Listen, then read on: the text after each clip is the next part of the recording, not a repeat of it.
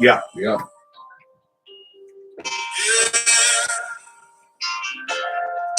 I know you're trying to do right, but you're surrounded by some people that see you. They wanna see your downfall. Cause you're in the truth and they don't care at all. Doesn't he just that camera They down? wanna cause you to stumble. Yeah. He just sit down. Come down to their level. You just really need to move out their way. Cause that person being used by the if you wanna live up right, Yeah, that's cool, that ain't. Yeah. That's cool. I like that.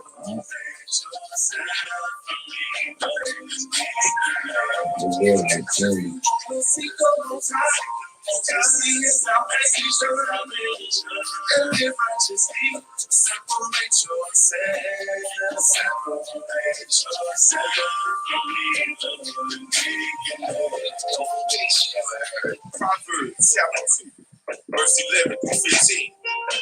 Decrease shall preserve, understanding shall keep thee, to deliver thee from the way of the evil man, from the man that So you on YouTube, yeah. Okay. the path of uprightness. We got this time. Okay, good. And delight in the forwardness of the wicked, whose ways are crooked, and they are forward in their paths. All right.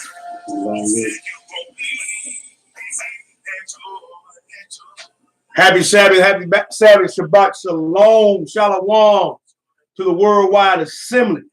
We back once again.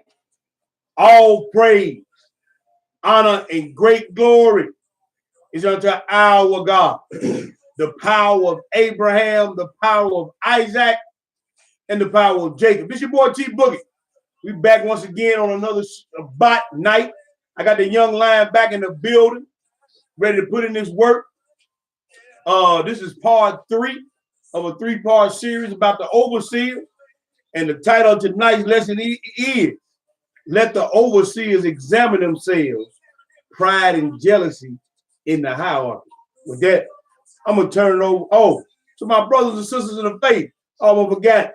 We salute you. I got my sister LaDon Malone in there. They follow up there. Who's that, bro? Let me read it. Yeah, you read it. I can't. It's too far for me. Yeah, we got man, YouTube always trying to advertise. Yeah. All right, let's see. We got our sister LaDon Malone, Shabbat Shalom. Yeah. Yakana Adiva Yisrael, Shabbat Shalom. Woody P, Shabbat Shalom. All about y'all, Shabbat Shalom. As y'all know, I'm Akti or the Young Lion. Yes, sir. We're just gonna chop it up about this third part of this series. About the overseers. This is, you know what I'm saying? It's, of course, it's for everybody, but it's more geared towards brothers in leadership positions in Israel. You know what I'm saying? And like this whole series, we've been looking at one individual, and Saul. Right. And so far, you know what I'm saying? I know it's been 3 weeks. You know what I'm saying? But just to catch everybody up to speed, the first part we dealt with, we showed how Saul started out. He was humble. You know what I'm saying? He was very bashful. You know, somebody that the Most High was using, somebody that the Spirit of the Lord was on.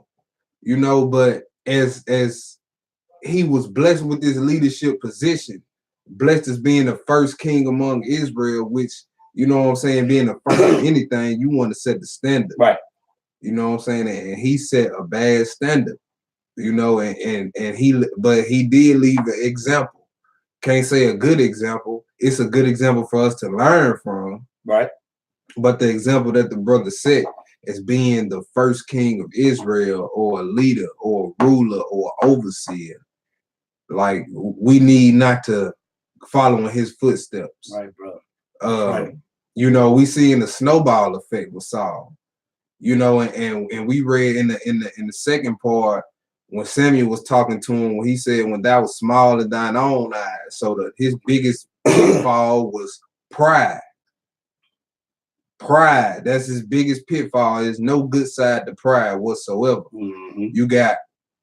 You got coveting. It's a bad side to covet. It's a good side to covet. Right. The scriptures say covet the Right. most earnest gifts. Yeah, that's right, bro. You know what I'm saying? But when you look in the scriptures, it's even a good side to lusting. You can lust at the good things. You know what I'm saying? Bad things. But when it comes to pride, it ain't no good side to it. No, sir. It ain't no good side to it. Shabbat Shalom, mama. It ain't no good side to pride. And then another thing you gonna see that got Saul caught up was jealousy. And then we see this is prevalent today amongst brothers in Israel that's in leadership positions.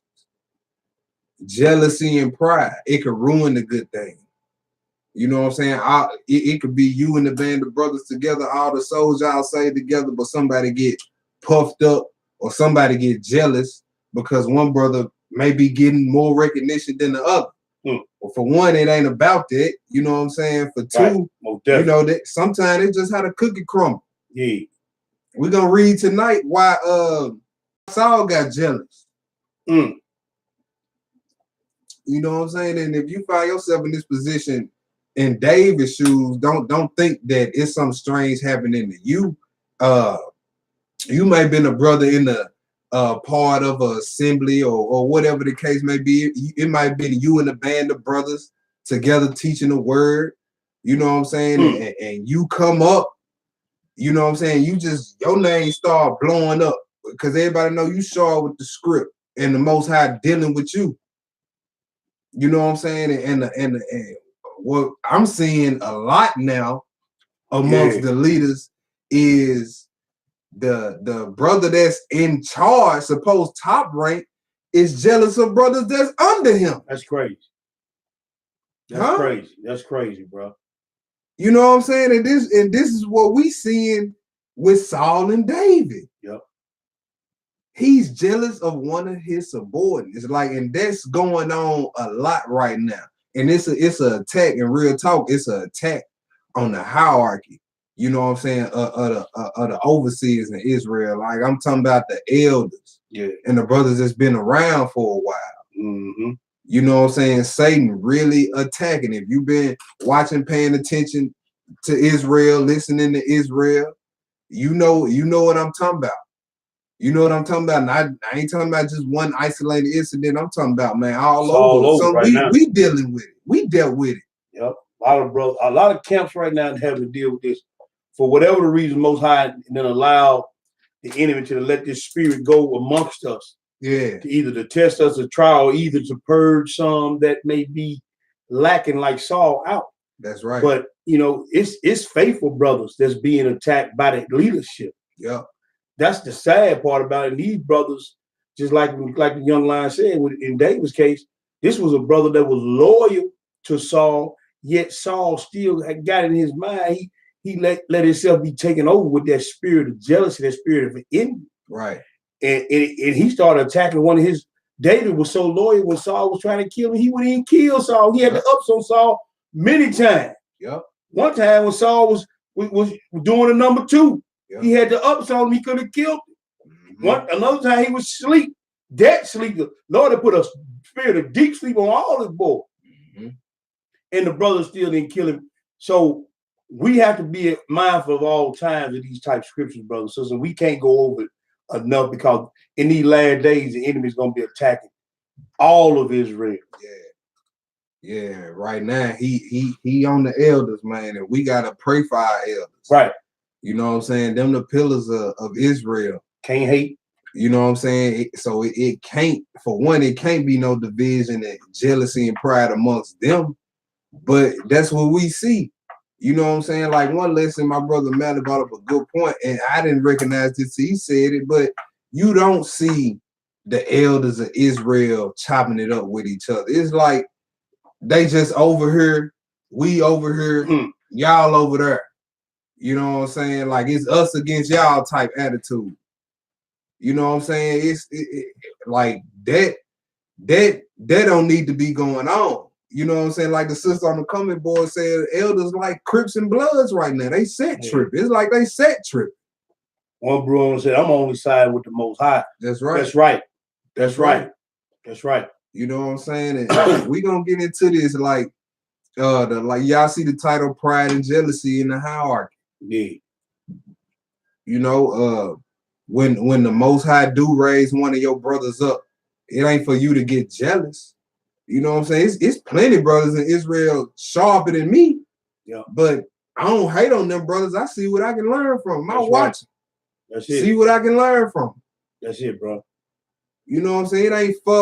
And we gonna read in this messianic administration, like you really don't understand the nature or how Yeshua sees leadership and status in his kingdom if you worried about status and position in this. You missed the whole point. You don't get it.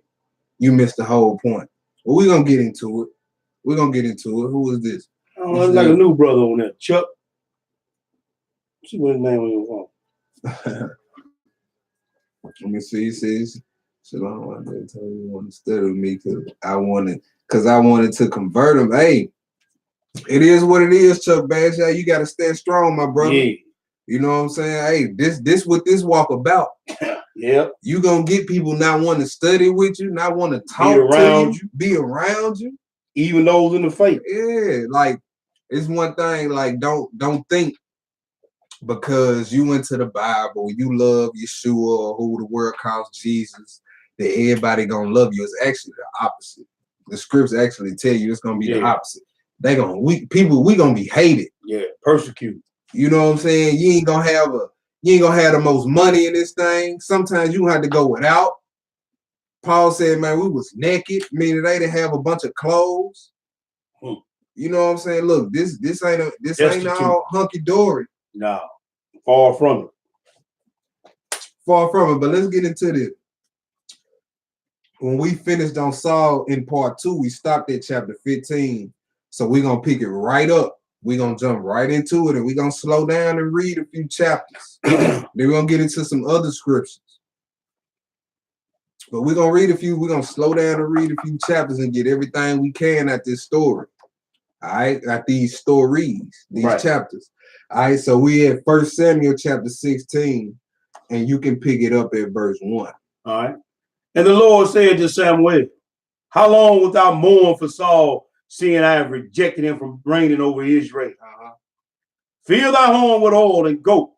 I will send thee to Jesse the Bethlehemite, for I have provided me a king among his sons. See, the Most High never allows his work to just die with the failure or the death of one person. He gonna keep it moving. Let you know he don't need none of us sitting up here. Go ahead. And Samuel said, how can I go? If Saul hear it, he will kill me. And Yahweh said, take an heifer with thee and say, I am come to sacrifice unto the Most High. Because Saul would have considered that treason and killed him. Right. Go ahead. And call Jesse to the sacrifice, and I will show thee what thou shalt do, and thou shalt anoint unto me him whom I name unto thee. And Samuel did as the Lord spake, and came to Bethlehem. And the elders of the town trembled at his coming, and said, comest thou peacefully? All right, so the Most High told Samuel, look, I done found me a king among the sons of Jesse. You know what I'm saying? Go find Jesse. Go take you a oxen so Saul won't kill you. Tell him you going to sacrifice, and I'm finna show you who my next king is. Go ahead. Verse 5. And he said peaceably, I am come to sacrifice unto the Most High. Sanctify yourselves and come with me to the sacrifice. And he sanctified Jesse and his sons and called them to the sacrifice. All right, now another point we was touching on in parts 1 and 2 was the whole 30 to teach doctrine. You know what I'm saying? Like we finna see some in this 16th chapter that's really like that doctrine already ain't got a leg to stand on. It ain't gonna even have a toenail to stand on after we read this. Now, think about this. He told Jesse to call all his sons to the sacrifice. All was called but one. All of his sons was considered important enough to come to the sacrifice but one. Go ahead. Verse 6. Uh-huh. And it came to pass when they were come that he looked on Eliab, and said, surely the Lord's anointed is before him. Oh, see, now right here at the moment, Samuel is guilty of what? Judging on the outer appearance. That's it. You see what I'm saying? This is how the first king of Israel was chosen. Yep. You see that? So the Most High like, nah. He gonna be like, nah, see? So guess what? What do we have here? We see the oldest being rejected. Yep. Go ahead. But Yahweh said to Samuel, look not on his countenance or on the height of his stature, because I have refused him. Oh, he did what? I have refused him. See, you might look the part, but you might not have a mind to serve the Most High. That's right, bro.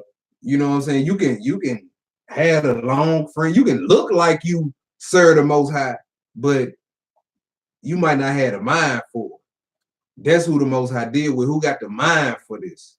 Go ahead. For the Most High seeth not as man sees. That's right. For man looketh on the outward appearance, but the Lord looketh on the heart. The Most High looketh on the mind. Go ahead. Then Jesse called Abinadab and made him pass before Samuel. And he said, neither hath the Lord chosen this. Then Jesse made Shammah to pass by. And he said, neither hath the Lord chosen this. Yeah. Again, Jesse made 7 of his sons to pass before Samuel. And Samuel said unto Jesse, the Most High hath not chosen thee. And Samuel said unto Jesse, are all thy children, are here all thy children? Verse 11. Okay. And he said, there remaineth yet the youngest. The who? The youngest. Okay. And behold, he keepeth the sheep. And Samuel said unto Jesse, send and fetch him, for I will not sit down till he come hither. So David was held in low regard by his father because what? He was the youngest. Right, bro. He didn't even feel like he was important enough to call to the sacrifice. Y'all see that? The youngest. But this was the one who the Most High chose. Right. And if you read all throughout scripture, man, like it's clearly evident that the Most High's favor has always fell on the least or the youngest. You look at Jacob, Joseph, Gideon, Daniel. You see what I'm saying? Ephraim. That it's always been like that with the Most High. Go ahead. 12. And he sent and brought him in.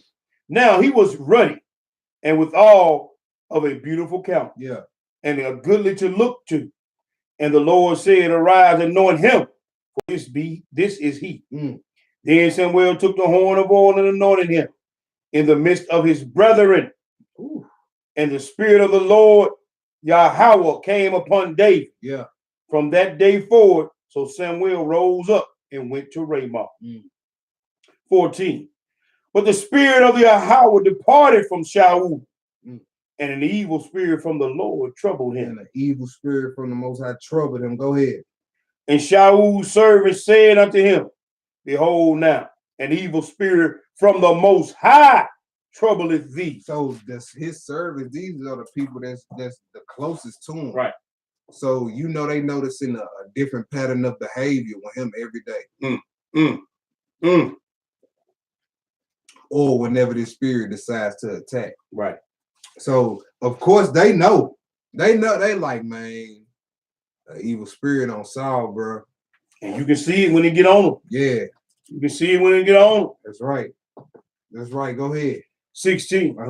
Let our Lord now command thy servants which are before thee to seek out a man who is cunning, who is a cunning player on the harp.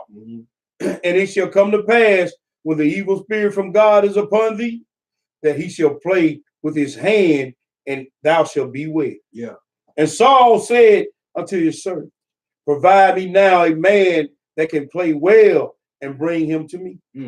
Then answered one of the servants and said, behold, I have seen a son of Jesse the Bethlehemite that is cunning in playing, and a mighty valiant man, and a man of war, and a prudent in matters, and a comely person, and the Most High is with him.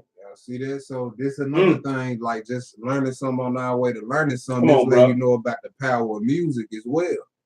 Because the right song can get you amped to where you want to beat somebody down. Mm-hmm. You know what I'm saying? Or it can get you in a lovey-dovey mood. Put on some Marvin Gaye or some Al Green. Mm-hmm. You know what I'm saying? They use the harp right here just to drive away an evil spirit. Right, bro. Go ahead.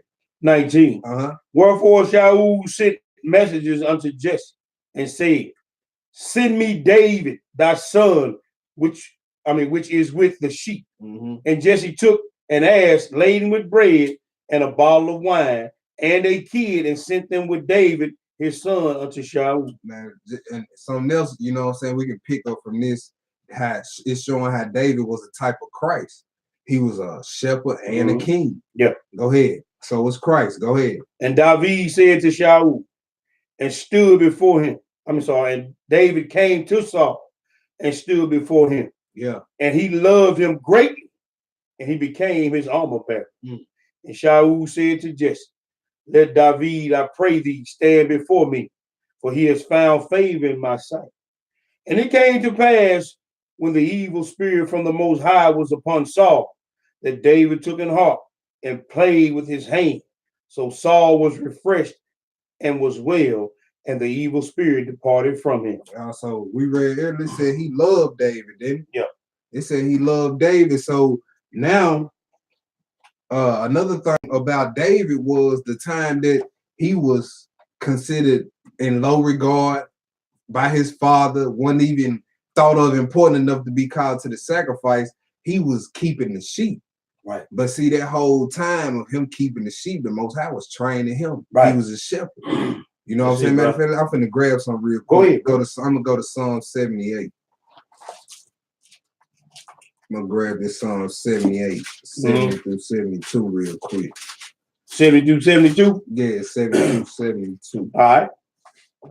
Yeah. Psalm 78, verse 70. He chose David also his servant, and took him from the sheepfold, from following the ewes great with young. He brought him to feed Jacob his people. You see that? Go ahead. And Israel his inheritance. So that whole time, David was young, keeping the sheep. That was the Most High training him up for this moment he got coming up right now as being king of Israel. Go ahead. So he fed them according to the integrity of his heart and guided them by the skillfulness of his hand. All right, that's right. Let's go back to that First Samuel. Where we at? We at 1 Samuel 17 now, ain't it? All right, we're going to read a bit here. We're going to read this whole thing all the way through.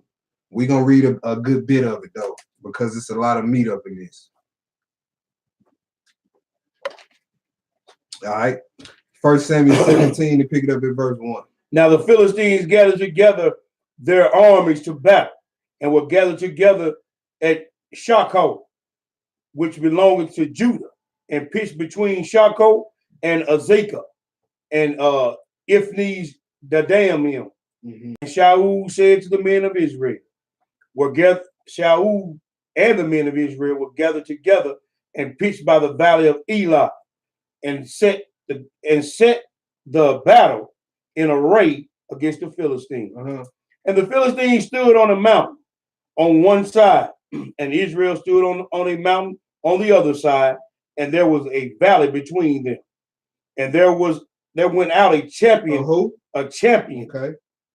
out of the camp of the Philistines, named Goliath of Gath, whose height was 6 cubits and a span. So it said there went out a champion. Every nation got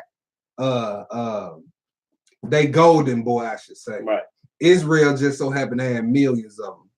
Right. You know what I'm saying? But every nation got like Tom Brady. You know what I'm saying? Then you got who else from another nation is, I guess you could say Manute Bowl for the Africans. Man, I don't know. But every nation got their quote unquote champion. Right. Right. So Goliath, this heathen was like 10 feet tall. 10 feet tall. Go ahead. Verse 5. And he had an helmet of brass upon his head, and he was armed with a coat of mail, and the weight of the coat was 5,000 shekels of brass. And he had greaves of brass upon his legs, and a target of brass between his shoulders.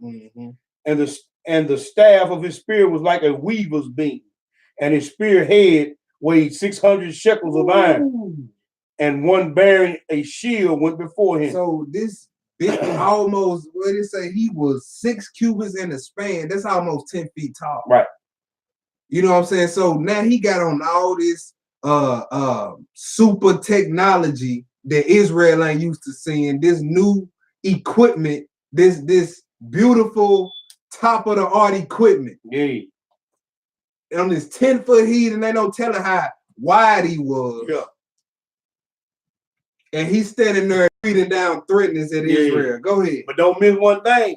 They see he had a helmet of brass on his head. Yep. Brass is representing the judgment. judgment. That's right. So hey, he was doomed from the get-go. Yep. And where did David hit him at? Right here. That's right. Verse 8. And he stood and cried unto the armies of Israel and said unto them, why are you come out to set your battle in array? Am not I a Philistine, and ye servants of Saul? Choose you a man for you, and let him come down to me. If he be able to fight with me and kill me, then we will be your servants. But if I prevail against him and I kill him, then shall ye be our servants and serve us. So he said, look, why y'all even come out here? Y'all don't know who I am? I'm a Philistine. I'm Goliath. Why y'all even out here? Look, just go find somebody and see if they can come whoop me. If they can whoop me, we'll be our servants. Y'all can whoop me, we'll be our servants. Go ahead. And the Philistines say, I defy the armies of Israel this day. That was his main mistake. Running that mouth. That was his main mistake. Him not knowing that one of the characteristics of titles of our power is the Lord of hosts. Yeah. So why you making that statement thinking you just talking about these men? Yeah, you coming against God. You don't know, like, man, Israel rode with a air force of a heavenly host in the yes, heaven. sir. You don't know, like, that's a part of our armies as well. So he said, look, I defy the armies of Israel right today. That was his first mistake. Go ahead. Middle of the team. Give me a man that will fight, that we may fight together. Then Saul and all Israel heard those words of the Philistines.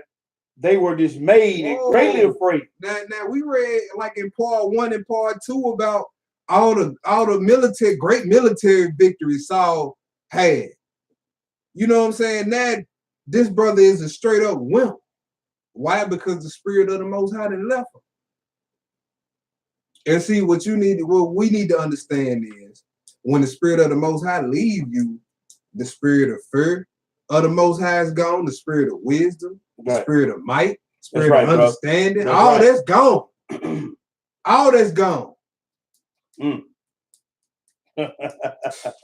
ahead. Now David was the son of that Ephrathite of Bethlehem, Judah, whose name was Jesse. And he had 8 sons, and the man went among men for an old man in the days of Saul. And the 3 eldest sons of Jesse went and followed Saul to the battle. And the names of these 3 sons that were in the battle were Eliab, the firstborn, and the next to him, Abinadab, and the third, Shema. And David was the youngest, and the 3 eldest of Saul. But David went and returned from Saul to feed his father's sheep at Bethlehem. And the Philistine drew near morning and evening and presented himself 40 days. Did y'all see that? So this heathen come out 40 days straight and taunt y'all. Like, do you know how weak this makes the nation look right now? Saul, the king of Israel, let a heathen come and defy the armies of Israel for 40 days straight, and nobody did or said nothing. Right, bro. It's the same spirit going on in these camps. Right. These Goliath type sins in the congregation, and don't nobody want to say nothing. Can't miss them. Can't miss all the adultery going on. Can't miss all the fornication and whoremongering going on. Can't miss all the jealousy and talebearing. It's right there in your face. But the elders choose not to say a mumbling word about it. Same spirit. Same spirit, bro. We examining Saul. Go ahead. And Jesse said unto David his son, take now for thy brother an ephah of this parched corn, and these 10 loaves, and run to the camp of thy brother. Excuse me. And carry these 10 cheeses unto the captains of their 1,000, and look how thy brethren fare, and take their place. Now Saul and they and all the men of Israel were in the valley of Elah fighting with the Philistines. And David rose up early in the morning and left the sheep with a keeper, and took and went, and as Jesse had commanded him. And he came to the trench as the host was going forward to fight, and shouted for the battle. For Israel and the Philistines had put the battle in array, army against army. And David left his carriage in the hand of the keeper of the carriage, and ran into the army, and came and saluted his brother. And as he talked with them, behold, there came up the champion, the Philistine of Gath, Goliath by name, out of the armies of the Philistines, and spake according to the same words, and David heard him. And all the men of Israel, when they saw the man, fled from him and were so afraid. Wow, do y'all see that? Go ahead. 25. And the men of Israel said, have ye seen this man that is come up? Surely to fight Israel is he come up, and it shall be that a man who killeth him, the king will enrich him with great riches, and will give him his daughter, and make his father's house free in Israel. And David spake to the men that stood by him, saying, what shall be done to a man that killeth this Philistine, and taketh away the reproach from Israel? For who is this uncircumcised Philistine that he should defy the armies of the living power? Yeah, so they came in David like with all this material stuff. Look, David, like, man, look, I don't care nothing about none of that. This for the God of Israel. Right. He didn't defy the armies of the God of Israel. Right, bro. The hell with all that y'all offering me. Go ahead. And the people answered him after this manner, saying, so shall it be done to the man that killeth him. And Eliab, his eldest brother, heard when he spake unto the men. And Eliab's anger was kindled against David. And he said, why camest thou down hither? And with whom hast thou left those few sheep in the wilderness? See, the last thing a cow would want to hear is somebody telling them to be courageous. Right. You know what I'm saying? Right, bro. That's the last thing a cow would want to hear. Stand up. He didn't came out 40 days straight. Yeah. And every time y'all ran off. Yeah, you bumping your guns against me. And the first time somebody showed some testicular fortitude about the situation, now bro, everybody in their feelings. Right. But you supposed to be in covenant with God. Right. And then you the oldest. Yeah. You the oldest. Yeah. The youngest, the only one showing some courage in the situation. But I guess because he the youngest, you know, Most High can't use him. You ain't ready yet. You ain't ready yet. That's what his pops thought. Didn't invite him to the sacrifice. Right. I figured he the youngest. He ain't ready yet. Right. Go ahead. In the 28. I know thy pride and the naughtiness of thine heart, for thou art come down that thou mightest see the battle. You see that now? He taking upon himself on what's the Most High. Right. The Most High say, I try to reign. That's it, bro. Bring it out. You know what I'm saying? Like this, like a brother tried to hit me with that. You know what I'm saying? Like, come on, man, stop it. Yeah. Like, I'm teaching because I want to be seen. Like, bro, are you serious? Are you serious? But we jealousy and pride. Yeah, jealousy and pride. Jealousy and pride. Go ahead. Can't nobody. That's why man's judgment is always off, because they can't look at your intentions. Right. They can't look at your motives. Right. There's only one that can do that. So man's judgment should be this big to you, should mean this much to you. Right, brother. Go ahead. And David said, what have I now done? Is there not a call? And he turned from him toward another. So what his brother said might have hurt his feelings at the moment. Right. But David didn't let that stop him. He already knew when he saw that heathen talking that noise. Yeah. He knew he was on the mission for right then. Yes, sir. You see what I'm saying? People talking noise, but see David's willingness to do what Yah called him to do, blocked all that out. Go ahead. And he turned from him toward another, and spake after the same manner. And the people answered him again after the former manner. Yeah. And when the words were heard which David spake, they rehearsed them before Saul, and he sent for him. Yeah. And David said to Saul, let no man's heart fail because of him. Thy servant would go and fight with this Philistine. Yeah. And Shaul said to David, thou art not able to go against this Philistine to fight with him. Why? For thou art but a youth. What? But for thou art but a youth. Uh-huh. And he a man of war from his youth. So what that what so man, I don't care.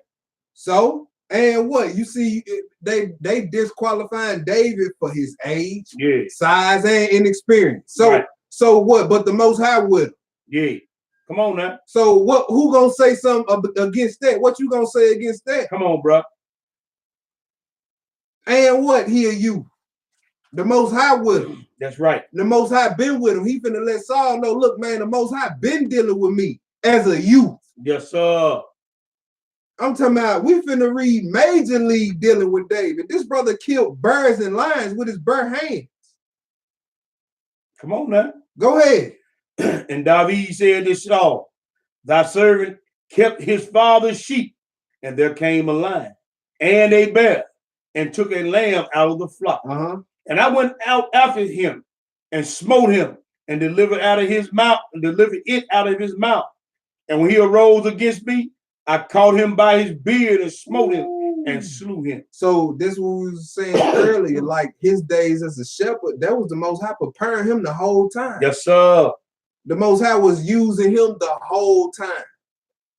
Even when Saul was in the midst of his falling off, the Most High was using him. And David took him back. You know what I'm saying? He didn't let nobody know when it happened at the time, but he went back. He like, man, look, I should let somebody, a lion came and took a lamb out the flock. And the spirit of the Most High came on me and I slew it. He been dealing with me. He been dealing with me. If I can grab a lion by the beard, I can for sure take down this uncircumcised heathen. Yep. And so, like, who is the Most High gonna use in this situation? Some cowardly elders, some cowardly Negroes that's so-called 30 and over, or a zealous youth full of faith. You retire your butt quick. That's ready to do the work. They got unflinching, unwavering faith. Who he gonna use? A coward elder or a faithful youth? Ain't happening. Huh? A cowardly 30-year-old elder? Yeah. Or a faithful, bold, courageous 12-year-old? Come on now. Or whoever. Anybody that's not 30. Come on now. What to them older brothers that have forgot all of what the Most High showed them, they didn't forgot. See, that's another thing. If you can't look back and draw on the experience the Most High and gave you, where he done showed himself strong to you, and you forget. Yeah. Hey man. Yeah. That's OV right there with the Most High. That's OV. Yeah, we still good on these live chats. If anybody can hear up here, if y'all can still hear us, we want to make sure we being heard. It look like we still being heard. I think we good. All right. Shalom, Michael J. Dub. Shalom, Hebrew. JD in the building. What verses we at? We at verse 36. Go ahead. Thy servant slew both the lion and the bear. Ooh. And this uncircumcised, uncovenanted Philistine shall be as one of them, seeing he has defiled the armies of the living power. See that? That's what we was talking about. That's what we was talking about. You can't, then he even opened his mouth and said, I defy the armies of Israel this day. Look, bro, you just messed up. Yes, sir. The Lord of hosts is his name. The Lord of hosts, or host means armies. That's it, bro. Ooh, go ahead. David said more. The Lord that delivered me out of the paw of the lion, and out of the paw of the bear, he will deliver me out of the hand of this Philistine. Y'all see his faith? Y'all see this brother faith? Let's just get some real quick. Finish that out. And Shaul said to David, go, and the Lord be with thee. Ooh. And Saul. Let's get something right real quick. Right. I'm finna jump. So Okay. I'm finna read this real quick. Hebrews 11:34. Let's show you why this youth was able to take down this Philistine. This is why the youth Gideon was able to deliver Israel. This is why Daniel, the Most High, dealt with Daniel as a youth when it came to them wicked elders. Same with the 3 boys. In the history of Susanna, that's right. In the history of Susanna. Oh, okay. Hold on, family. Okay.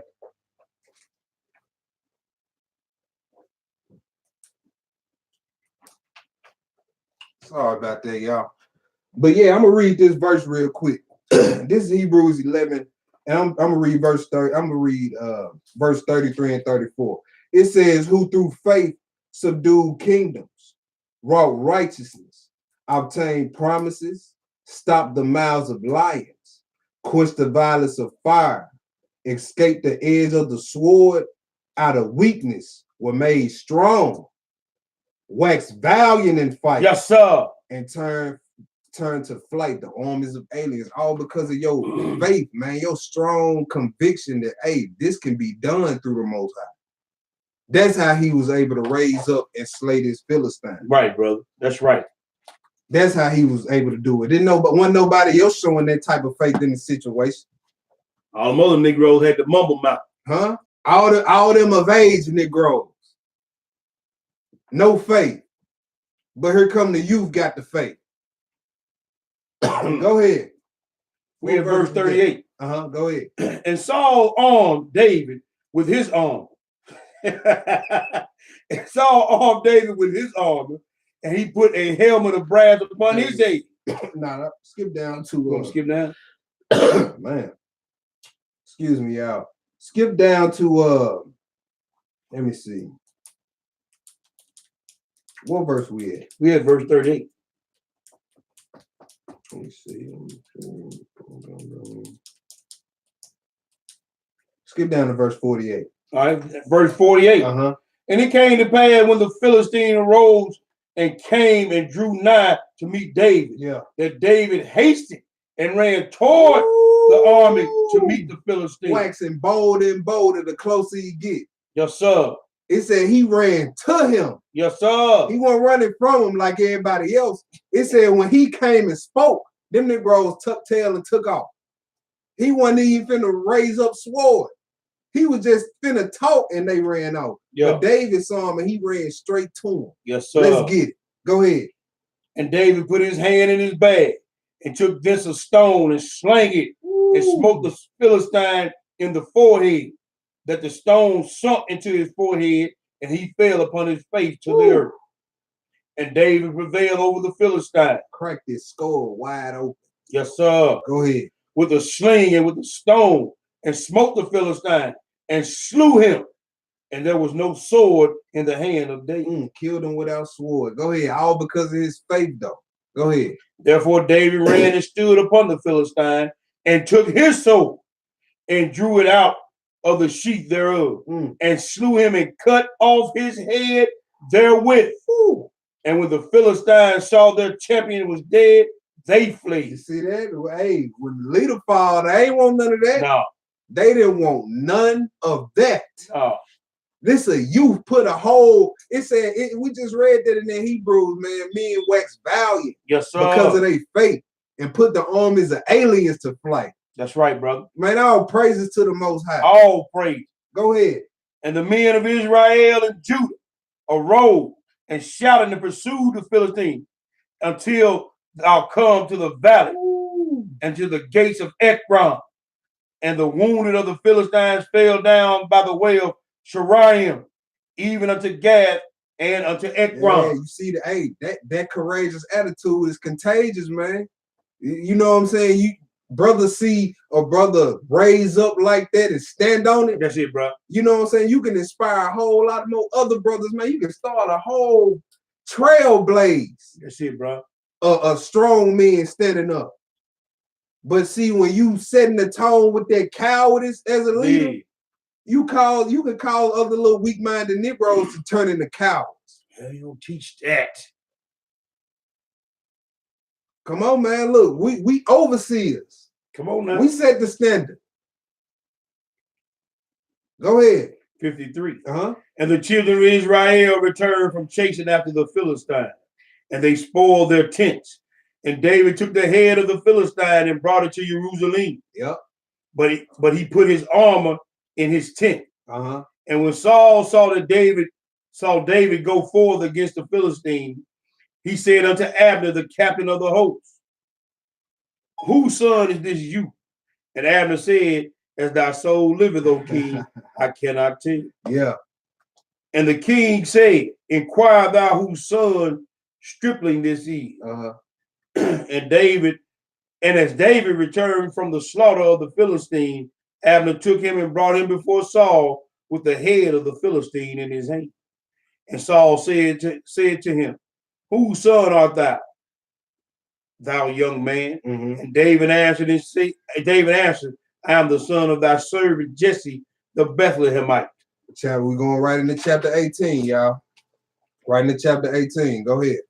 And it came to pass when he had made an end of speaking to Saul, that the soul of Jonathan was knit with the soul of David, and Jonathan loved him as his own soul. That's right. And Saul took him that day and would let him go no more home to his father's house. Then Jonathan and David made a covenant because he loved him as his own soul. Yeah, so they made a covenant, man, basically to stay 100 or faithful with each other no matter the circumstance. And you see his brother Jonathan, well, when he raised up and went out by himself, that he see another head buck. Yep. So then he said, hey, man, me and dude just like. So I'm gonna roll with him. That's right. So that was the thing, that like-mindedness. Yeah. Not to be afraid, because it was Jonathan that led the battle before his daddy did. Mm-hmm. Same way David just ran out there. So it was, man, and we about to read something about this brother Jonathan. Like when I read it, you know what I'm saying? It made me, this lesson is crazy because this lesson is about pride and also, you know what I'm saying, on the flip side, being humble. We about to see just how humble Jonathan was. Right. You know what I'm saying? Because we about to see something, y'all. Just go ahead. Verse 4. And Jonathan stripped himself of the robe that was upon him and gave it to David. He did what? And gave it to David. And his garments, even his sword, and his bow, and his girdle. So, you know what I'm saying, by lineage, Jonathan was supposed to be next up to be the king of Israel. But this brother was so humble, and he recognized that, man, the Lord dealing with him too. Yeah. You know what I'm saying? It's being, quote unquote, overseers. And I mean, what Jonathan did was something that the overseer was supposed to be doing. Right. That's right. You know what I'm saying? He went to the camp of the Philistines. It was just him and his armor bearer. And they slew the Philistines between two narrow rocks. Right. That's right. Between two sharp rocks. Right. You know what I'm saying? And like I said, man, by lineage, he was the king's son. He's supposed to be next in line to be king. But he didn't look at David and was like, no, I was supposed to be the next king. This brother, man, humbly took off his robe, his crown, girdle, all that here, bro. Yeah. The Most High is with you. He wants you to be the next king. And that's a good point, bro. Don't miss the prophetic things going on here. Yeah. Saul gave him his armor and his thing. Now the one who's supposed to be heir, he didn't gave him the same thing. So the prophecy just in the actions and motions of these brothers is telling you what's going on. So live. Yep. And then look, and then trip off David too. Like David wasn't like, yeah, nigga, give me that armor. You know what the business is. Yeah. You know what I'm saying? So man, just really slow down and look at this. Like this the type of humbleness that we need amongst each other as overseers today. Right, brother. You know what I'm saying? Because certain brothers might rise up, certain brothers might, you know what I'm saying? And that's the Most High. Faces, yeah, and that's just the Most High. Some brothers' faces might be out there more than yours, bro. Like, we ain't in competition with each other. You know what I'm saying? That's just what it is, man. That's just who the Most High choose to deal with, how he choose to deal with them. It ain't up to us. That's right, bro. It ain't up to us. Go ahead. And David went out whithersoever Saul sent him, and behaved himself wisely, and Saul set him over the men of war. And he was accepted in the sight of all the people, and also in the sight of Saul's servant. Yeah. So as David moved up in the ranks, you know what I'm saying? He got more humble. Right. He continued to behave himself more wisely. Overseers. Right. As you move, if you a brother that's moving up in the ranks, quote unquote, you know what I'm saying? People starting to know you. More people start, oh yeah, I know who that brother is. You know what I'm saying, bro? Yeah. Behave more wisely like David did. That's Don't right, get bro. puffed up. That's right, bro. Don't get puffed up. You know what I'm saying? And as for Jonathan, something we can learn from him, like sometimes in the ministry, bro, you might have to take a back seat. You might have to defer a little. Right. You know what I'm saying? You ain't gonna always be on the front line. Sometimes it'd be time for you to step back. Right. Let the other brothers get down. Let the other sisters get some. Yeah. You know what I'm saying? This ain't all about no one person. No, it ain't, bro. Because, hey, just like when he rejected Saul, he told Samuel, now look, go get me another. He don't need us. No, he on to the next. He'll retire. Exactly. Retire you and on to the next one just like that. Go ahead. Verse 6. And it came to pass as they came when David was returned from the slaughter of the Philistines, that the women came out of all the cities of Israel, singing and dancing to meet King Saul, with tabrets, with joy, and with instruments of music. And the women answered one another as they played and said, Saul has slain his thousands and David his 10,000. Now think about that. Now, just think about all the circumstances right now. Everybody know you being plagued by an evil spirit. You just been made an open show of for 40 straight days. You and your men let a heathen come touch y'all for 40 days. Nobody did nothing. Right. Then here come the women. You know what I'm saying? You already pride puffed up, in it for the wrong things at this point. Then here come the women. Saul to slay his thousands, but David slayed his 10,000. Well, you know, probably at that moment, he probably just remembered when the Lord told him, I done rejected you as king. Hearing that, he probably was like, it's over. Oh, man. Beginning of the end. Oh, no. Oh, no. See, now we looking at Saul's guilty conscience right here. That's what we looking at. Go ahead. Verse 8. And Saul was very wroth. Yeah. And the saying displeased him. And he said, they have ascribed unto David 10,000s, and to me they have ascribed but thousands. Wow. So look, man, this is real weak. This is a bad sign for a leader to be jealous of the success of one of his subordinates. That's very weak. That is a very weak trait in a so-called leader. In a wrong mindset. It is. Because you're supposed to be worried about the kingdom business. That's right. Taking care of it as long as it's getting done. Exactly. But hey, we seeing this. This is one of the main. This is how the elders is being attacked in Israel right now. Yep. Brothers up under them are growing, waxing bolder and stronger in this thing. And the elders is getting jealous. Names might be ringing a few bells around, and the elders getting mad because their name ain't ringing like the other brother's name might be ringing at that time. Right. And don't get us wrong, it ain't about that, but this is what we seeing. Right. This is what's going on. Yep, all over Israel. This is what's going on. It ain't about, you know what I'm saying, who's sharper than who or who getting more recognition than who. Look, bro, that don't mean nothing in the eyes of the Most High and his son. But this is how brothers is taking it. You know what I'm saying? Because brothers really don't understand how Yeshua run his administration. We're going to get into it a little later, but go ahead. And what can he have more but the kingdom? And Saul eyed David. He worried about status and position. Yeah. Just like how the Pharisees was. Yep. John 11 chapter, when he had rose Lazarus up from the dead, he had been dead, 4 days?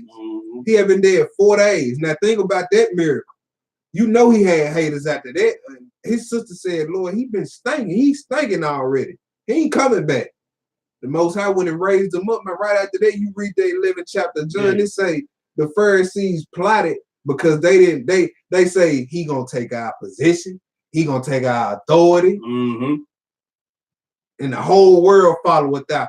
Worried about status and position. Sound for me. Man, what? Go ahead. And Saul eyed David from that day forth. He did what? He eyed David from that day forth. And it came to pass on the morrow that the evil spirit from God came upon Saul. Yeah. And he prophesied in the midst of the house. And David played with his hands as at other times. And there was a javelin in Saul's hand. And Saul cast at David the javelin, for he said, I will smite David even to the wall with it. And David avoided out of his presence twice. Y'all see that? What unchecked jealousy against spirit of murder. That spirit of murder, that spirit of Cain, yep. That being mad with your brother without cause. If you leave that jealousy unchecked, man, look, you're gonna end up trying to kill that brother. That's it, bro. Go ahead. And Saul was afraid of David because the Lord was with him. Oh, so Saul had the throne, the army, the crown, but yet you afraid of David. Why? Because he recognized the Most High was with him. That's it, bro. That should have been me. Yeah. Yeah, it should have been, but that's your fault. Yeah. Go ahead. And was departed from Saul. Uh-huh. Therefore Saul removed him from him, and made him his captain over 1,000, and he went out and came in before the people. Yeah. And David behaved himself wisely in all his ways, and the Lord was with him. Wherefore, when Saul saw that he behaved himself very wisely, he was afraid of him. Like, can we, if you've been in a situation like David, like, can you continue to walk wisely and keep your integrity when darts and javelins, spiritual darts and javelins, being thrown at you? That's it. Can you continue to walk wisely? Just something to think about. Go ahead. But all Israel and Judah loved David because he went out and came in before them. What verse we at? Verse 17. Okay, go ahead. And Saul said to David, behold, my elder daughter Miriam, her will I give thee to wife. Only be thou valiant for me and fight the Lord's battles. Saul said, let not mine hand be upon him, but let the hand of the Philistines be upon him. So he's very manipulative as well. Yeah, wishing death on the brother. You know what I'm saying? He used the fact that he know that this brother's a man of war. So if I tell him to go fight, he think he fighting the Lord battle, but really, you see how he playing. You see his mindset twisted. Do y'all see Saul's mindset at the time? This was once a brother that was very humble. Same. The Lord was dealing with this brother at one point. Do y'all understand this? Yeah. Go ahead. And David said unto Saul, who am I? And what is my life or my father's family in Israel that I should be the son-in-law to the king? But it came to pass at the time when Miriam, Saul's daughter, should have been given to David, that she was given to Adariel, the Maholathite, to wife. And Michal, Saul's daughter, loved David, and they told Saul, and the thing pleased him. And Saul said, I will give him her, that she may be a snare to him, and that the hand of the Philistines may be against him. Wherefore Saul said to David, thou shalt this day be my son-in-law in the one of the twain. So now, you know what I'm saying, this brother didn't let this jealousy go so far, so long. He don't care who he put in his mess. You know what I'm saying? This, you know what I'm saying? He used his own daughters. He don't care. This is a narcissistic brother right here at this point. He's being a narcissist, right? A full-blown narcissist. Very manipulative. Using stuff against the brother, like, you know, the brother love war, a man of war. And you gonna tell him, you know what I'm saying, go fight the Lord's battles. Be valiant. Go fight the Lord's battles. Come on, man. Jealousy. Set them up for the kill. Jealousy, we seeing it all over Israel right now amongst the overseers. This same type of spirit.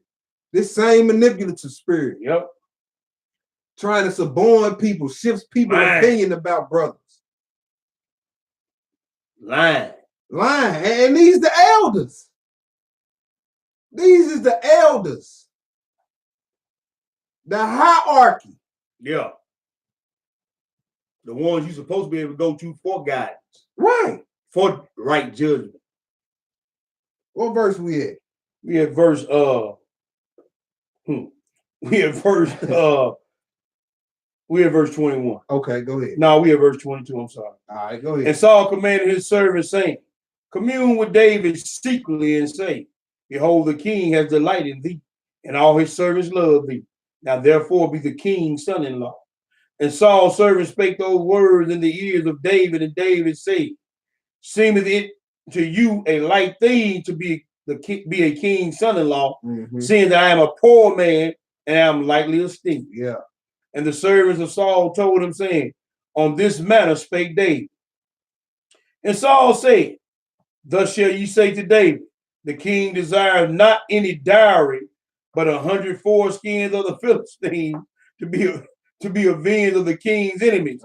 But Saul thought to make David fall by the hand of the Philistines. Y'all men see that? See, David, when he married a woman because he had no dowry for her. Right. So what you brothers doing out here, so-called yourself on the dating scene, courting, and they got two niggas and ain't got no job. Like my elders say, they call females for a reason. They come with a fee. And that's just what it is. Yeah. You know what I'm saying? You gonna have to spend some money on a woman, especially your wife. Go ahead. And I want to point this one thing out. Do you see the more the wickedness Saul just? He got this brother going out getting men's foreskin. Yeah. So you got to handle another male member to do this. This is wickedness, man. And this is the thing these elders making these brothers going out do wickedness, butt kissing, and all this stuff just so they can be around. When it's really a device to make you transgress against the laws of the Most High. Right. Wickedness, bro. What wickedness. I don't know. I lost my spot. And Saul, yeah, I'm in Saul. 26. Yeah, I'm in verse 26. Yeah. Just wickedness, bro. Yeah. And when his servants told David these words, it pleased David well to be the king's son-in-law, and the days would not expire. Wherefore David arose and went, he and his men, and slew the Philistines 200 men. You see that? He asked for 100. David, being valiant, the Most High being with him, he killed 200. Yeah. Go ahead. Brought their foreskin, and they gave them in full tale to the king, that he might be the king's son-in-law. And Saul gave him Michal, his daughter, to wife. And Saul saw and knew that the Lord was with David, and that Michal, Saul's daughter, loved him. And anybody in their right mind, if you see that the Most High is with somebody, you would have stopped by that. But it just goes to show you how far gone that this brother was. Like, he knew that the Lord was with him, but that still didn't stop Saul from trying to kill this brother. Man. Teach it, bro. This how far gone he was. Why? All because of pride and jealousy. Pride, the main thing. Then the jealousy came. Right. So as overseers, like, we need to look at this overseer. Are we operating in these same spirits? Pride, jealousy, hatred. Right, bro. Manipulation. You know what I'm saying? Turning people against brothers and sisters. Are we in this spirit? Go ahead. Verse 29. And Saul was yet more afraid of David, and Saul became David's enemy continually. Yeah. Then the princes of the Philistines went forth, and it came to pass after they went forth that David behaved himself more wisely than all the servants of Saul, so that his name was much set by. So it's like, man, when you walk in your integrity, it really don't matter who plotting this scheme. Right. It ain't gonna work. It ain't gonna work, bro. It ain't gonna work at all. Right on into chapter 19, y'all. We're winding down.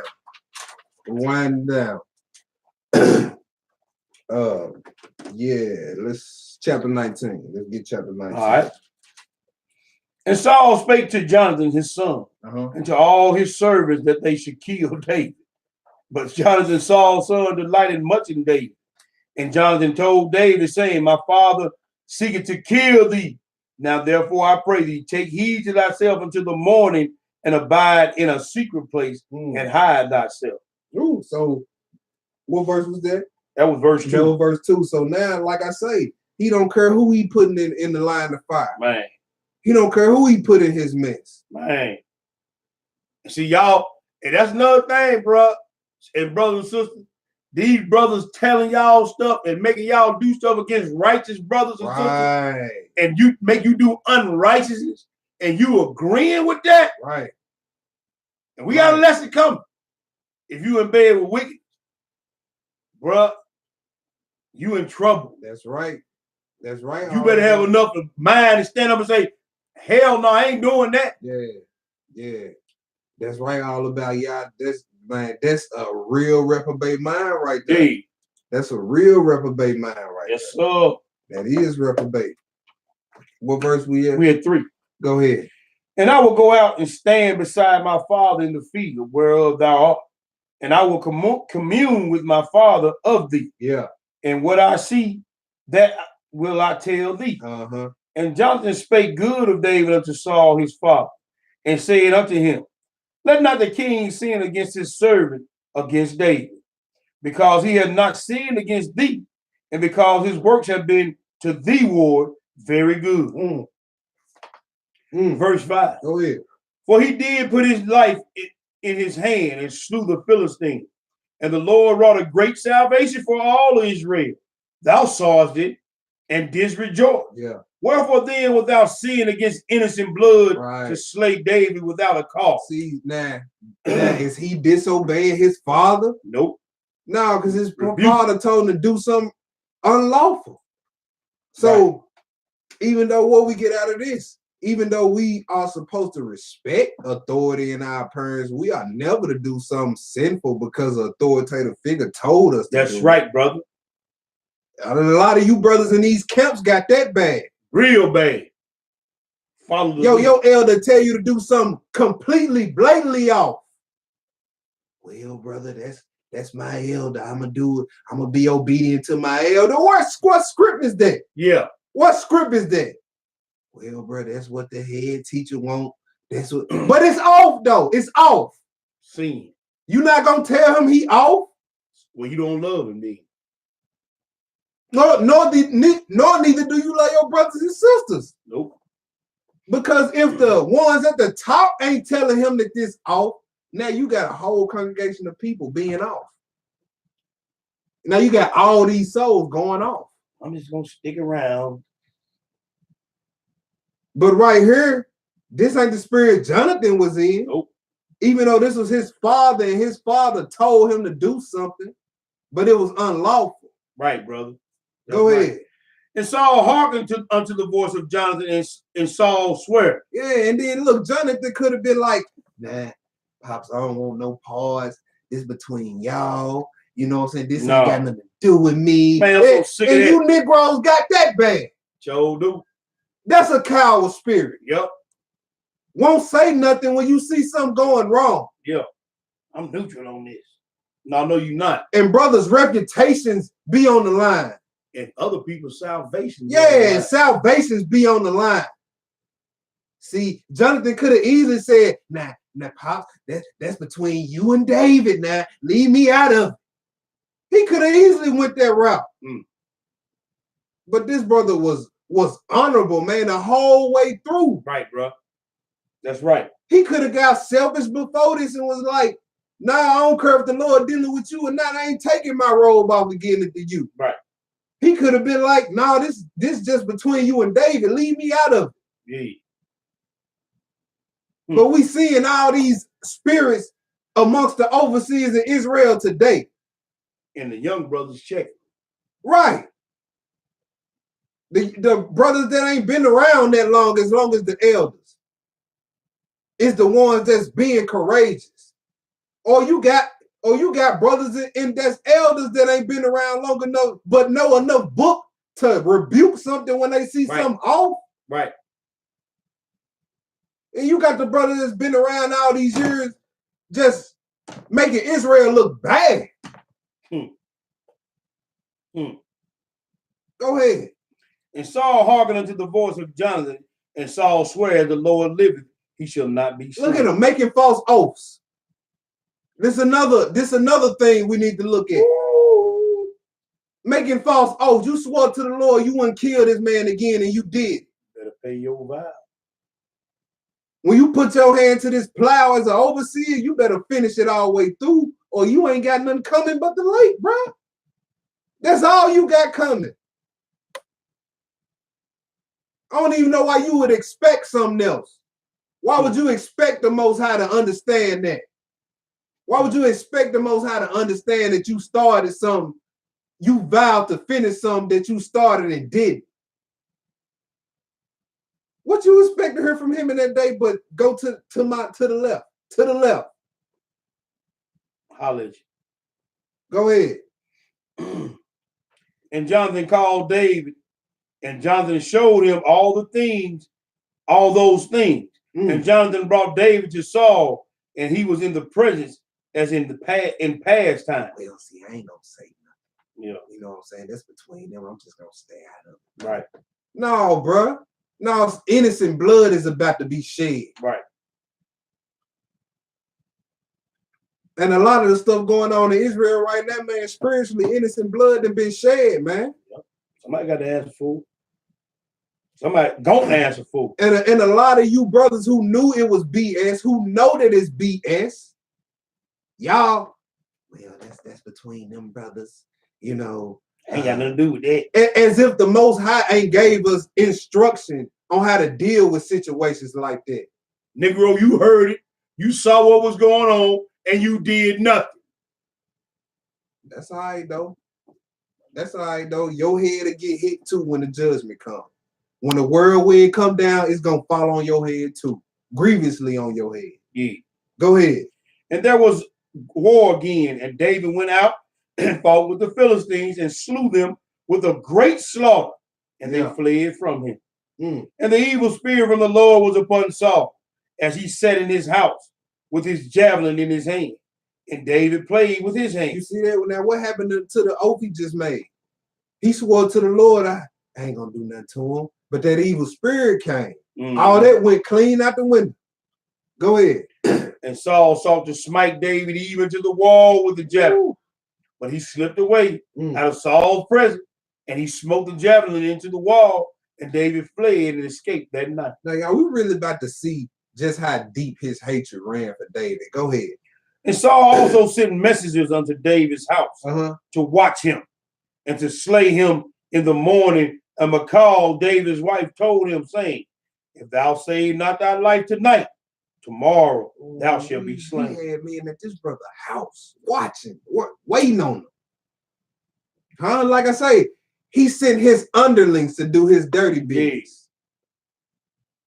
He couldn't get it done. See, this is a reprobate mind, y'all. Do y'all see this? Are you seeing this? Yes, sir. Mind gone. Completely turned around, 180 degrees. He gone. Do y'all like this brother is losing it? Then lost it. Then lost it. It's gone. Go ahead. And Michal took an image and laid it in the bed and put a pillow of goat's hair for this bolster and covered it with a cloth. Yeah. And when Saul sent messengers to take David, she said he is sick. Now she said she was lying, because that was really the only answer that she could give him at that point. That was going to save her and him at that point. Right. Go ahead. And Saul sent messages again to see David, saying, bring him up to me in the bed that I may slay him. See that? This is how deep this brother hatred for David goes. Now, let's say if he was really sick, this brother wanted to kill him this bad. Like, you weren't even going to let the sickness take the brother out. Right. This is like is a how pit bull, deep. you get blood in your mouth. Yeah. When that pit bull get blood in the mouth, it's over with. This is how deep his hatred ran for David. You was gonna kill the brother while he was sick? In the bed? Go ahead. And Saul sent messengers again to see David, saying, "Bring him up to me in the bed that I may slay him." And when the messengers were come in, behold, there was an image in the bed with a pillow of goat's hair for his boast. And Saul said unto Michal, "Why hast thou deceived me so, and sent away mine enemy, that he is escaped?" Michal answered Saul, he said unto me, "Let me go. Why should I kill thee?" So David fled and escaped, and came to Samuel to Ramah, and told him all this Saul had done to him. And he said, and he and Samuel went and dwelt in Naoth. Let's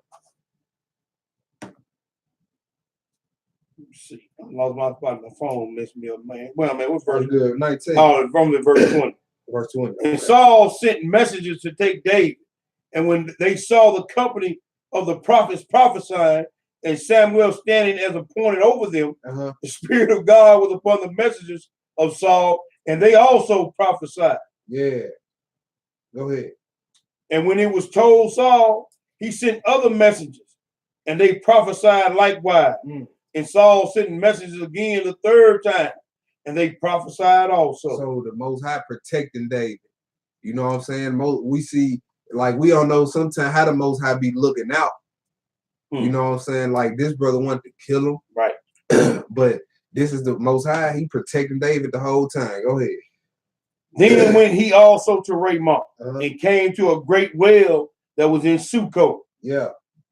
And he asked and said, Where are Samuel and David? And one said, Behold, they be at Naoth and Ramah.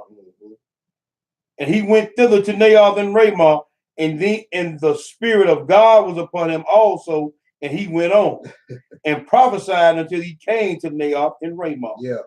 And he stripped off his clothes also. He did what? He stripped off his clothes also, and prophesied before Samuel. And he prophesied. Go ahead. And in like manner, and lay down naked all that day and all that night. Wherefore they say, Is Saul also among the prophets? So now we have to think. It says he prophesied. Right. Well, how did he prophesy here? Where this is the king taking off his clothes. What is he taking off? The royal robe, royal garments, the crown. This is showing, this is the Most High showing that, hey, I done stripped you of your kingship officially, bro. You done. You finished. And spiritually, you naked. That means you open for the attack. Spiritually naked. You open for the attack. So you ain't got no cover. You ain't in covenant. You done. You through, bro. You through. And y'all, as for Saul, we're gonna stop it right here. We finna jump into some more scriptures. You know what I'm saying? If need be, I can do a part 4. And then we can get into more of his hatred towards David.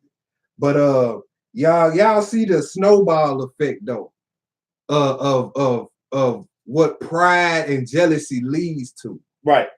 You know what I'm saying? This bro, it's just say he prophesied, and he did. He took all his royal clothes off, the crown, all that. All that. Bro. Why? Because you've been rejected as king, bro. Right, bro. Because of your jealousy and number one, your pride. Samuel told him straight up in one of them chapters. He said, "Look, when you was small in your eyes, you was good, but you got puffed up." Yes, sir. You got puffed up. Let's go to Proverbs chapter 16. All right.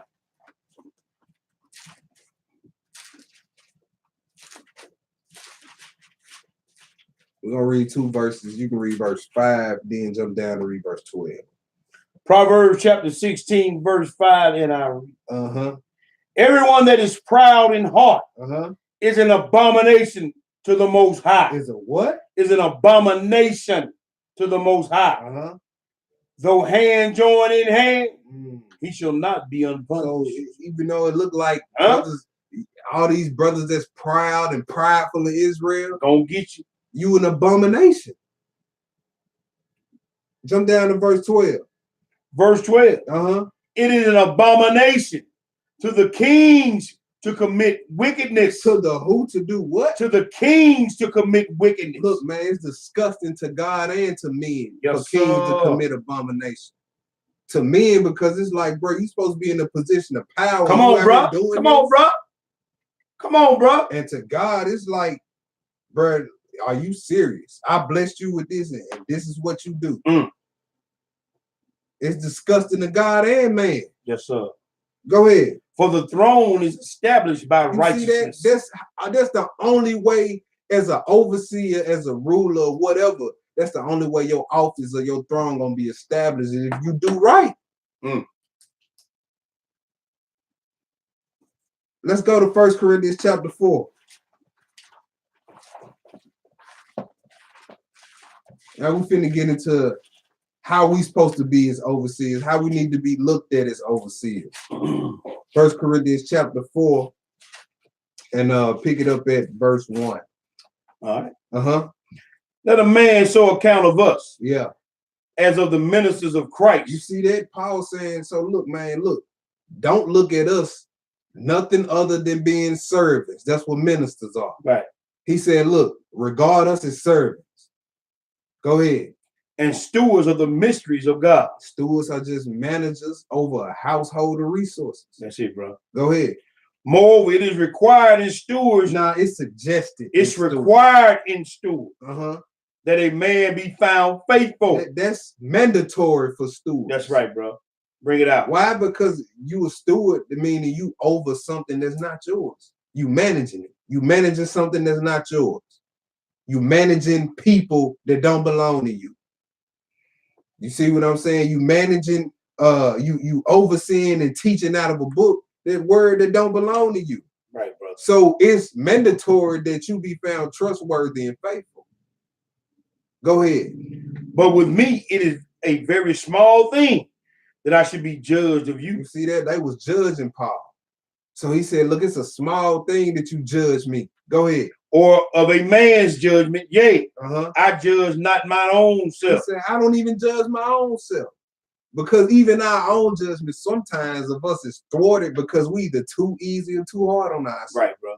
Go ahead.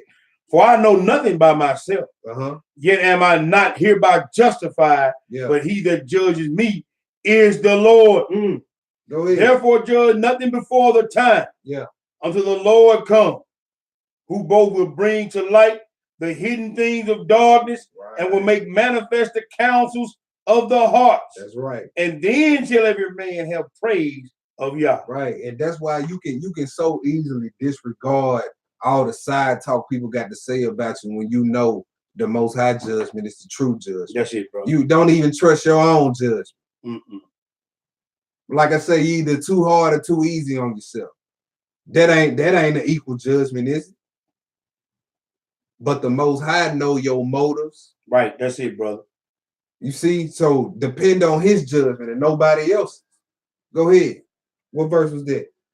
I'm at verse 6. Okay, read that verse 6. And these things, brethren, I have in a figure transferred to myself and to Apollos for your sakes, that ye might learn in us not to think of men above that which is written. That no one of you be puffed up for one against another. Right. So when you start thinking about men more than that which is written, that's when brothers get puffed up. That's my head teacher. They start putting all type of qualities on them that really ain't got nothing to do with what is written, is what an overseer supposed to do. Oh, well, he been around 30 years. He know how to talk perfect Hebrew. The brother that wrote books. Look, man. Look. Saul was for 40 years. Right. And the Lord left him after the second year. So he was king 40 years. And what? Right. The brother's funny. Man, the brother, look, he said not to think of men above, that's above that which is written. Being funny ain't a qualification. No. Knowing how to speak well ain't a qualification. Years in the script ain't a qualification. Although it say you're not supposed to be a novice, but that don't mean, it's a lot of brothers ain't been in this thing a while that's sharp now. They ain't been in this thing but a minute. According to the Ruach HaKodesh. That's right. That's right. So don't start applying all these scriptural qualifications on elders. That's how brothers get puffed up. That's how coach gets started. Yeah. Let's go to the last spot. Go ahead, bro. Matthew chapter 20. Matthew 20.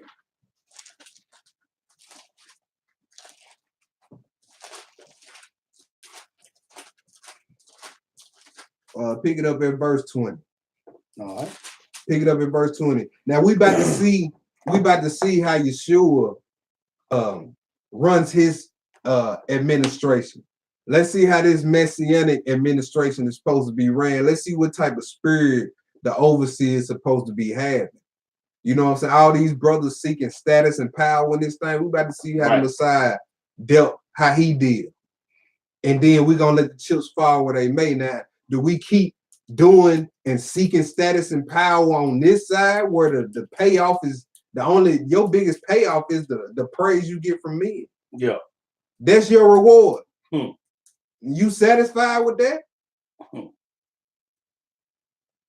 No, well, why is there so many brothers out here seeking status and power in Israel? That's right, bro. Go ahead, verse 20. Then came to him the mother of Zebedee's children with her sons, worshiping him and desiring a certain thing of him. And he said unto her, what wilt thou? She said unto him, grant these my two sons may sit. My two sons may sit, the one on thy right hand and the other on thy left hand in the kingdom. That's a woo. She went for it all, didn't it? Well, that's major right there. She went for it all. That's major right there. She, on the behalf of her son, she asked for a very high position in that messianic administration, boy. Let's see what the Messiah said. Go ahead. But Yeshua answered and said, ye know not what ye ask. Are ye able to drink of the cup that I shall drink of, and be baptized with the baptism that I am baptized with? That baptism here, what he's talking about is that baptism of suffering, being immersed in suffering. Are you ready to be immersed? That's what baptized Come on, bro. In sufferings like me. When you read Luke chapter 12 around by verse 50, it describes it perfectly. He asked them, look, y'all ready to be baptized with the baptism I was baptized with? Go ahead. Let's see what they say. They said unto him, we are able. All right. Now, hey, James the brother was what? Martyred in Acts 12. Right. Verse 2. I believe John was the only apostle that didn't die by martyr. I believe he was the only one. Go ahead. He said unto him, unto them. He was still immersed in the sufferings, though. He still had to go through. Go ahead. Ye shall drink indeed of my cup and be baptized with the baptism that I am baptized with. Yeah. But to sit on my right hand and on my left is not mine to give, but it shall be given to them for whom it is prepared of my Father. Read verse 24. Read verse 24, because a lot of people be like, y'all in the truth arguing like this? Man, when has Israel not argued? That's the thing. Rebuke got to come down. Right. When it's time for rebuke. Right. It was contention amongst the 12. We're about to read it right here. Jesus rebuked his disciples. Yep. So miss me with that one. Yeah. Go ahead. And when the 10 heard it, they were moved with indignation against the two brothers. Oh, they moved with indignation. So they probably felt like, you know what I'm saying, the Messiah just blessed them with something that they weren't blessed with. But look, he promised all y'all 12 thrones. Yeah. And these brothers seeking precedence now. Yeah. Well, who gonna be number 1? And who gonna be number 2, number 3, number 4? I want to sit beside him. So look, we seeing brothers seeking high status. Look, even they got caught up in that. The disciples got caught up in that.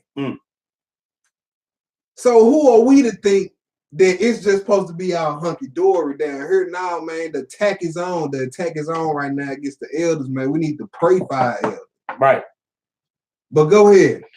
But Yeshua called them unto him and said, ye know that the princes of the Gentiles exercise dominion over them, and they that are great exercise authority upon them. Yeah.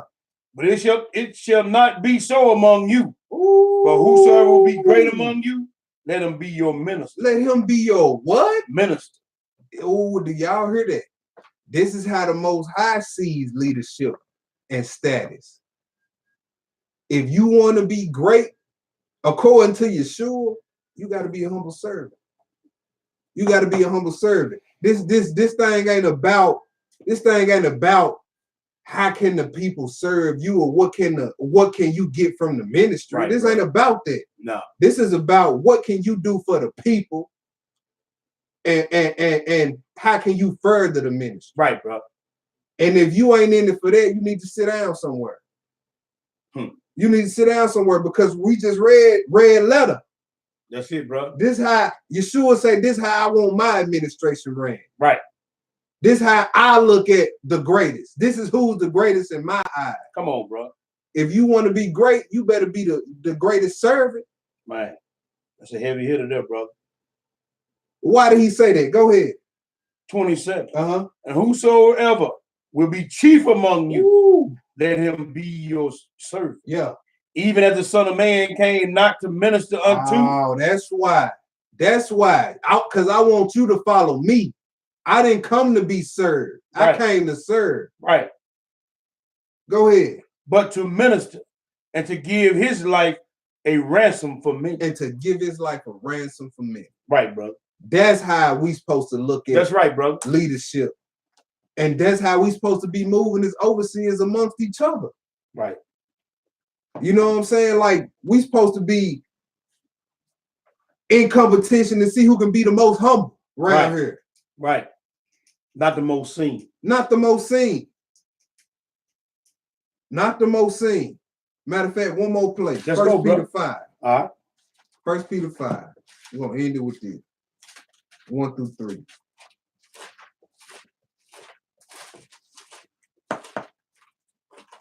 I hope everybody got some understanding tonight. Yes, sir. All praises to the Most High. 1 Peter 5, verses 1 through 3. All right. The elders which are among you, I exhort. Not just the elders, man, the overseers, period. Go ahead. Who I am also an elder and a witness of the suffering of a Mashiach. Right. So what can you tell this elder? If you an elder and think this don't apply to you, that the script don't apply to you, he was an elder and he saw the sufferings of Christ. So what can you tell this brother? Nothing. 2,000 years later, you ain't seen nothing, none of that. Go ahead. And also a partaker of the glory that shall be revealed. Feed the flock of your house. Do what? Feed the flock of God. So feed the flock, that mean what? That don't just mean teaching the word, brother. Like, you gonna have to be a father to the fatherless of your assembly. Yeah. You see what I'm saying? You gonna have widows up in there. You gonna have misguided young women, misguided young boys, men. Brother, you got to wear all hats. Yes, sir. You got to wear all hats. And see, back in the day, in Peter's and them people didn't have scripts in their house they could go home and read. Brother, they had to watch who was ever teaching them. They had to watch how they was living. You see what I'm saying? They came to the synagogues every Sabbath day and heard the scripts read. They couldn't go home and crack the book open and see how they needed to be on their own time. That's why you hear Paul say so much, look, we commend ourselves to every man's conscience so much. Right. Because they knew they had to walk a tightrope. They didn't have nothing else to go by but who was standing over them teaching them. They had to watch them. So as overseers, we got to watch us. That's right, brother. We got to watch us, y'all. And like I say, man, we need to lift each other up, the elders, the young brothers, anybody out here putting in this work. Yes, sir. You know what I'm saying? Particularly right now, the elders, man, because it's a straight out attack on them right now. And one thing that I got from it, you know what I'm saying, like, it just showed me, you know what I'm saying, me and my brother J Dub was talking about this, like, bro, we got to get this for ourselves, because as you can see, because if you've been paying attention to what's going on, if you were brew that put men on a pedestal, you disappointed right now. Yeah. You know what I'm saying? You all over the place right now. That's why the Most High tell you don't put your trust in man. Yeah, he put men in certain positions and brothers put in work, then put in great work. Yeah. You know what I'm saying? But you don't never put no man on no pedestal. That's why we went to that 1 Corinthians 4. And Paul said, look, let every man account me and the other apostles as just ministers, man. We just servants. Just taking care of the business. We just servants, man. Like us sitting up here, we just servants. That's it. Nothing before you. And we ain't got no hate for none of the other overseers, none of the other brothers put in this work, man. Salute to y'all. That's it. Work, whether your work is big or small, brother. Yep. It don't matter if 5 people watching you, 500. Yeah. Always know if it's none watch you. Always know it's one in the heavens. Always watch. Angels always watch. His eyes is in every place. Yes, sir. They're holding the evil and the good, and the good. So hey, as overseers, man, let's keep Saul in the back of our minds, especially when that spirit of pride want to rise up and jealousy want to rise up, because that took him down. Yes, sir. That took him down, man. But that was the lesson, y'all. That was part 3. Let the overseers examine themselves, pride and jealousy in the heart. I hope somebody got some understanding. Shabbat shalom. We're gonna get the info out. We having go ahead, Easter bro. Unleavened Bread. It's April. I can never remember the date. April the 20th. That's right. April the 20th. You got the address. I won't get the address out on okay. Line. But they just give them our contact. But yeah, bro. I'm about to put my email up in the comments. If y'all want to come down to fellowship with us, you know what I'm saying, feel free. Just send me an email. I'm about to put in the comments, y'all. We need to start putting in the description. Yeah, you can put it in the script. And I tell you what, bro. I tell you what, I'm gonna do some. I'm gonna give you my email address, and the best way for y'all to get a hold of me is contact me on Facebook Messenger. But the young lion finna put some stuff up for you. But again, if you in town, out of town, and you want to come fellowship with the Order of Melchizedek Ministry for the feast, we would love to have you. The feast actually is growing every week. We get more and more people wanting to come to fellowship, which is all praise to the Most High God. And we just want to come out. Want y'all to come out. We want to love our brothers and sisters. Put some faces with some names. Yep. You understand what I'm saying? We already got some commitments from some brews from out of town. They said they coming. And it's just growing. And we giving all praise to the Most High God because, you know, he said, don't despise the day of small beginning. That's right. You know what I'm saying? So, hey, man, we just want to love our brothers and sisters. We want to rejoice before the Most High God. If you want to be a part of the feast, just hit us up. You can hit us up on this YouTube. You can hit us up on Facebook on What the Book Say Radio. You can hit me up on Facebook Messenger at Terrence Butler on Facebook. You can hit us up on an email, truehebrew02@gmail.com. We'll give you the date, the time, the place, the venue, everything. Because you know what I'm saying? We just want to rejoice before the Most High God. My boy Water P on the mix. That's right. If any of y'all brews got his contact information, y'all can hit Water P up. You know what I'm saying? We all gonna be in the building. Come on down, all about y'all. Come on down, you know what I'm saying, bro. Come on down. And hey man, we're gonna rejoice before the Most High, because that's what He's commanded us to do. You understand what I'm saying? Don't forget to continue to like us on Facebook, like us on YouTube, share, subscribe. We try to get this word out to the 4 corners. You know what I'm saying? And the internet is a great tool to get the word out, get the business out. You know what I'm saying? So, hey, like us, subscribe to us, share it, whatever you got to do. Let's get this word out. Right. We're going to be back next week with another lesson, kind of piggybacking off of this one, but it's going to be called, If You Are in Bed with Wickedness, You Will Partake of the Punishment. Mm-hmm. If you are in bed with wickedness, you're going to partake of the punishment. But with that, all praise, salute, honor, and great glory is unto our power, the power of Abraham, the power of Isaac, and the power of Jacob. You got your boy T Boogie. I got the young lion, 10 toes down, feet on the bricks, taking care of this business. Shalom to all our family. Hey, we love y'all. Hey, we praying for y'all. Y'all pray for us as we pray for y'all. That's right. And continue to do this work. Continue to remain humble. Continue to remain steadfast in the faith. To our brothers and sisters in the faith, we salute you. Happy Sabbath. We'll holler at y'all one more game. One. Excellent lesson, brother.